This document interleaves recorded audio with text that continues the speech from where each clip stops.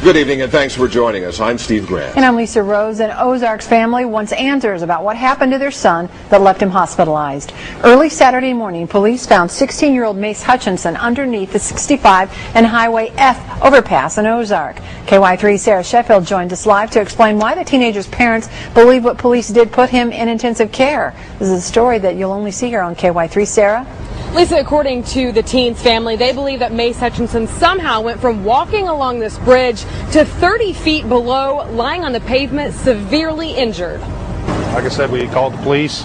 My wife was afraid he was going to get ran over or hit. Doug Messersmith and his wife were the last known people to see 16-year-old Mace Hutchinson walking shortly before their phone call to 911. He looked a little agitated, but other than that, he didn't look to be falling down drunk or anything like that. By the time officers arrived, the teen was off the overpass, lying on the shoulder below along Highway 65, with no good explanation as to how he got there. According to the doctors, all injuries are consistent with a fall. And Mace's dad, Don Hutchinson, believes it was just that, a fall, not a jump.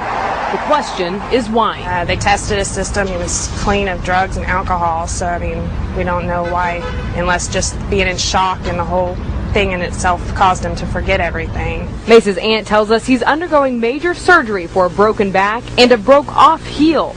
But while he was lying on the ground, she wonders why Ozark police tased him up to 19 times. And I'm not an officer, but I don't see the reason for tasing somebody that's laying there with a broken back. I don't consider that a threat. His dad says the tasing delayed what would have been immediate surgery by 2 days. The tasering had increased his white blood cell count and caused him to have a temperature, so they could not go into operation. He refused to comply with the officers, and so the officers had to deploy their tasers in order to subdue him. He's making incoherent statements. He's also making statements such as shoot cops, kill cops, things like that. So there was cause for concern to the officers. Police say although there are several unanswered questions, the use of a stun gun is not one of them. So it was a very big concern for the officers to keep this guy out of traffic, to keep him from getting hurt. Mace is still in intensive care tonight, listed in fair condition. He has surgery again tomorrow.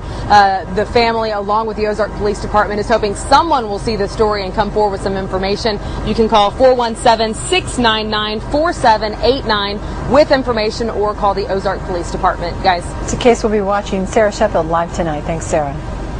Well, what's ending